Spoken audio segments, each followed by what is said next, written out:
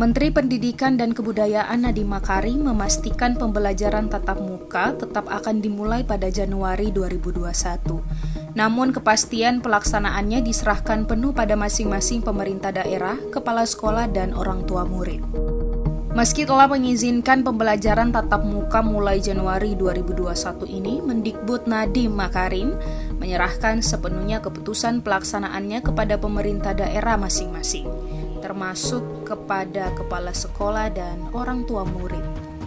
Namun kali ini Menteri Pendidikan dan Kebudayaan Nadiem Makarim mengatakan, semua sekolah di zona hijau dan kuning yang akan melakukan kegiatan belajar mengajar secara tatap muka harus meminta izin orang tua untuk memulai kegiatan tersebut.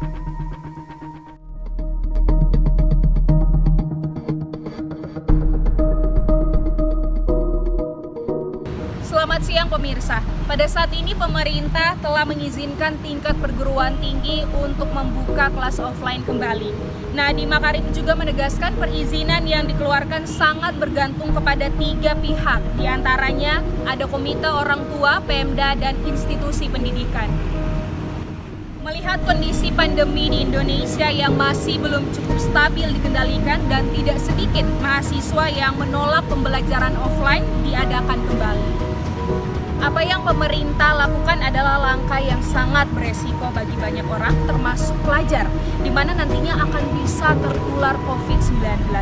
Lalu pertanyaannya adalah, apakah perguruan tinggi sudah siap secara infrastruktur dan sistem untuk kembali melaksanakan kegiatan perkuliahan secara tatap muka? Nadiem menilai kesiapan protokol kesehatan masing-masing daerah menjadi kunci penting saat pembelajaran tatap muka. Ini agar tak menimbulkan klaster baru penyebaran COVID-19, apalagi hingga kini angka positif COVID-19 belum juga menunjukkan penurunan.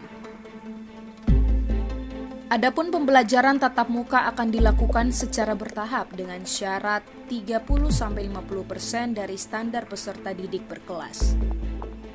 Nadiem menjelaskan jumlah hari dan jam belajar akan dikurangi dengan sistem giliran rombongan belajar yang ditentukan oleh masing-masing satuan pendidikan sesuai dengan situasi dan kebutuhan.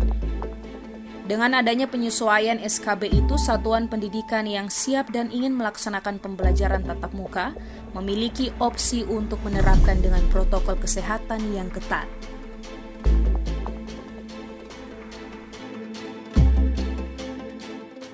Dalam rencana pengambilan kebijakan ini tentu mengalami pro dan kontra dari berbagai pihak, terutama bagi para pelajar dan mahasiswa yang secara langsung terdampak dalam kebijakan ini. Untuk mengetahui lebih lanjut tentang pendapat mahasiswa mengenai kebijakan ini, kami telah terhubung dengan salah seorang mahasiswa bernama Felix Batara yang saat ini berstatus sebagai mahasiswa di tingkat akhir di salah satu perguruan tinggi swasta di Jakarta. Halo Felix. Hai Vio. Oke, bisa dengar suara saya ya? Aman. Oke.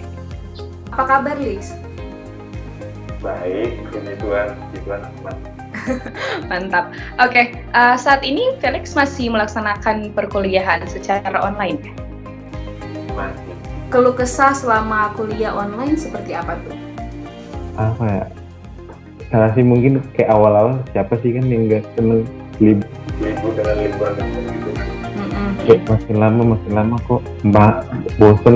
Mungkin kayak ada di mata kuliah yang ingin ketemu sama dosen jadi bisa lagi ada pengen dibutuh gitu sih paling sih. Itu juga ya sekarang Felix mahasiswa tingkat akhir ya, Felix? Iya. Waduh. Benar. Berarti emang harus apa ya istilahnya yang Felix bilang tadi enak itu kalau ketemu sama dosen bimbingan, pro gitu ya?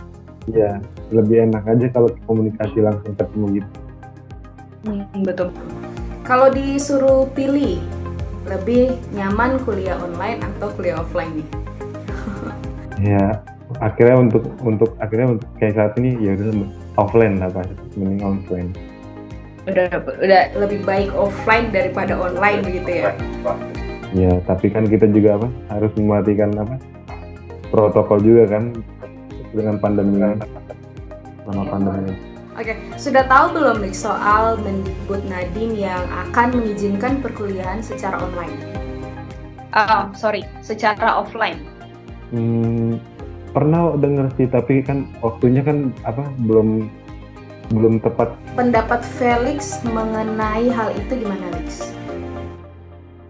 Ya pasti kan menteri punya pemikiran yang ini ya, udah dipikirin pasti sama beserta jajaran-jajaran yang lainnya.